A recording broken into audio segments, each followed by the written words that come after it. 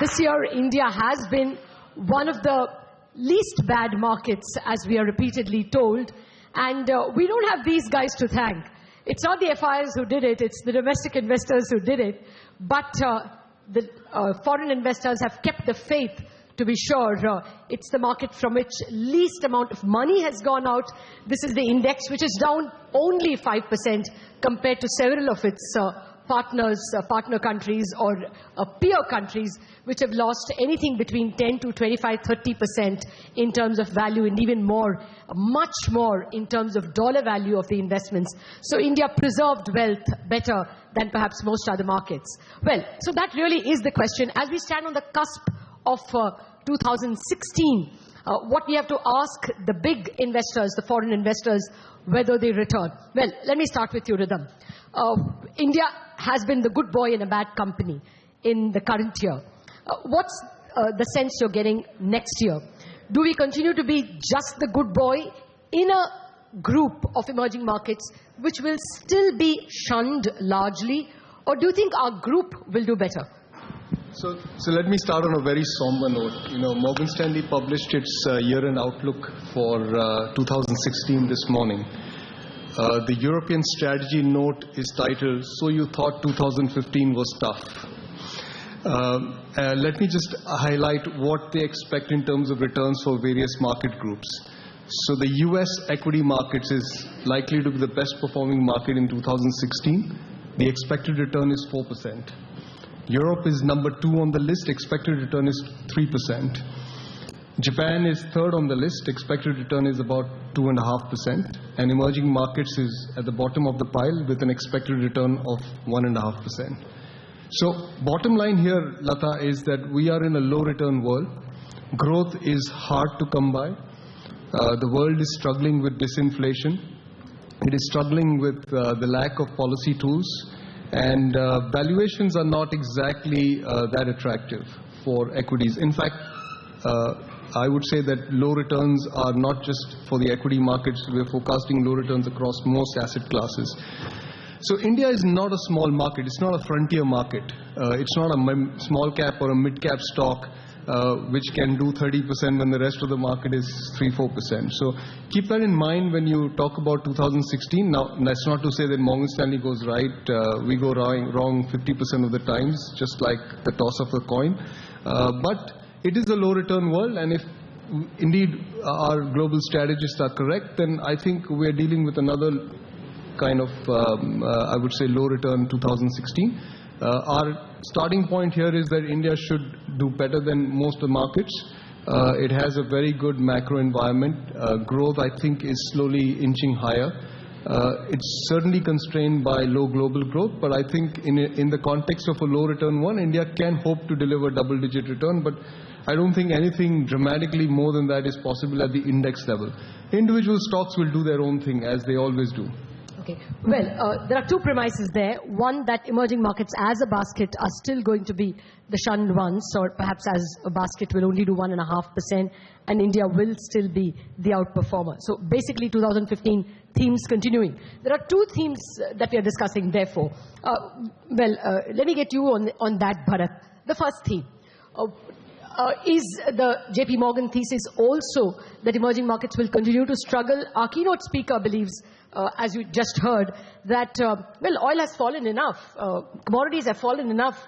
So emerging markets, the delta cannot get worse. If anything, we could perhaps see some bit of money returning and therefore more purchasing power. Do you all buy the theory that emerging markets will be at the bottom? We'd be in that camp. Our base case is that emerging markets will deliver returns of about 10% this year, and it could be even marginally higher. I think what we are contending is with two set of factors.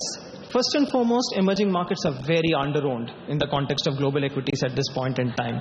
Secondly, there is a case to believe that growth, particularly earnings growth, has broadly bottomed out after 4 or 5 years of being pummeled down. So I think, if you see an earnings recovery, there's no reason why money will not flow back into emerging markets. So we'd be a little more optimistic. We'd believe that, there are returns of about 10 to 12% to be made in emerging markets. Okay, the hierarchy would be as Morgan Stanley believes developed markets, US, Europe, Japan, EM. I think we're slightly different in that. I think we believe that there's more money to be made out of Europe and Japan. The US probably falls in after that. And emerging markets, actually, you can't strictly compare returns from emerging markets with developed markets. But, there is a case to be made for emerging markets this year. Okay. I'll come back to the outperformance of India in a minute. But let me get the other speakers as well on the theory of emerging markets position. Gautam, what's the theory at UBS? So we are also somewhere in between where Bharat and Ridham mentioned. Emerging markets will still deliver positive returns, but possibly much lower than developed markets. Again, the base is favorable for emerging markets, definitely, but the growth strategy or the growth outlook is still very, very weak. So the commodities super cycle doesn't dip anymore. Does it move up? Is that the theory on which this is based? So how it stabilizes?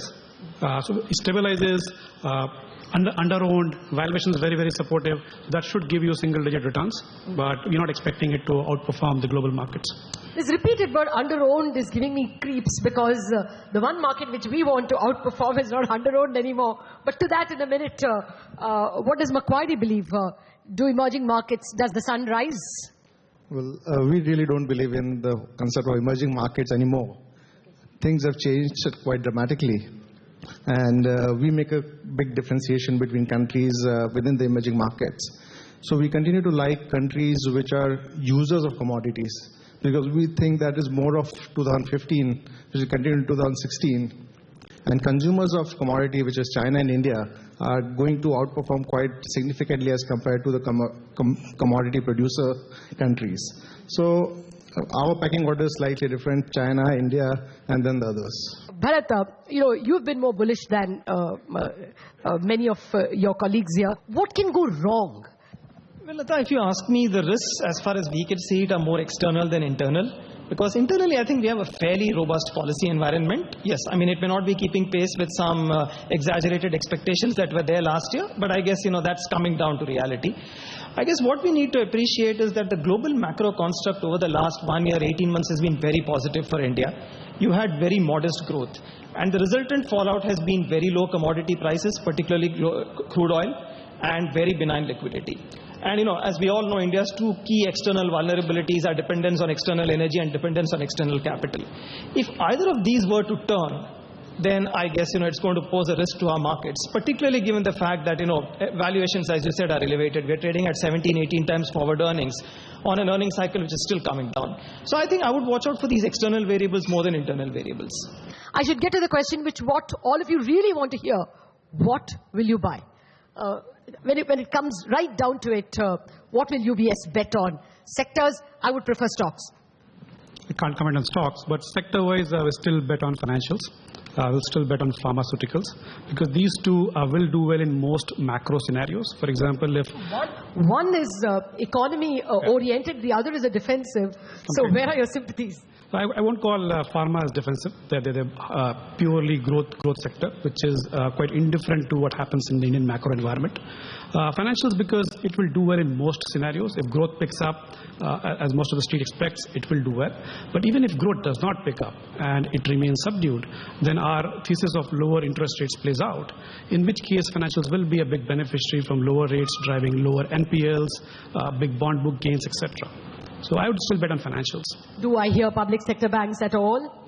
So we're still constructive on SOE banks, not necessarily longer term. We still don't know how the government strategy plays out. But definitely from this framework of lower interest rates and the right policy environment trying to reform them, restructure them, it will definitely be a big positive for SOE banks also. Well, just as Rakesh began by saying that the emerging markets as a basket doesn't exist for him, I guess even sectors is not really the way to talk. Ridham was arguing about a very important trend which perhaps all of you stock pickers will be battling in your own boardrooms and research rooms. There are huge disruptive forces that are impacting all kinds of stocks, all categories of stocks. Will it be an index buying theory at all? Or is it going to, like it has been this year and last, more a mid-cap story, a small-cap story, and the index doesn't go anywhere? Anyway, what are your index returns expectation 12 months? Well, see, obviously the driver of the market this year was mostly domestic money and domestic mutual funds who know the markets much better and have been able to invest into mid-caps and hence the mid-cap rally. I think 2016 is not going to be that different, but there are two dominant themes which are likely to play out. One is obviously the government-led infrastructure build that we are seeing. That is going to pick pace in terms of execution. And the second theme which I feel which will pick up by middle of 2016 is urban consumption. Government has already done ORO and the recommendations for 7th Pay Commission are out. Probably they will implement it by middle in view of UP elections coming up early 2017. So that gives me hope that urban consumption would start to look up. So these are the two dominant themes which we will look to invest in 2016 ahead of the other, obviously it is a stock picker's market still. I want to differ because, I think there's a lot of consensus around these things. So I'm buying rural consumption. Okay, I think it has troughed. Okay, and 2016 will be a whole lot better for rural consumption. Urban consumption oriented stocks have already delivered very strong returns in the last 1 year. We're not abandoning all of them. I can see why retail will do well. I can see why media will do well. I think they're continuing themes. So you don't sell them, but I think it's time to start nibbling at rural consumption. Private capex, I think, is still far away. It's not happening, but I agree with his view on government capex being a big driver in 2016. I think the big drag on India is exports. I'm underweight healthcare. I think that sector is still overvalued and has delivered fantastic returns over the last 5-7 years, but we can stay out of it for a while. Instead, I'll buy utility stocks. I think they're totally beaten up. The expectations are very, very low. And if anything goes right, I think you'll make handsome returns in 2016. So which utility? Power, you mean? Generally power utilities. Okay. Well, that's absolutely the opposite of what we've heard from some of you. Bharat, I didn't get you on this. Nobody spoke IT. We are positive on IT. Yeah, I got the guy.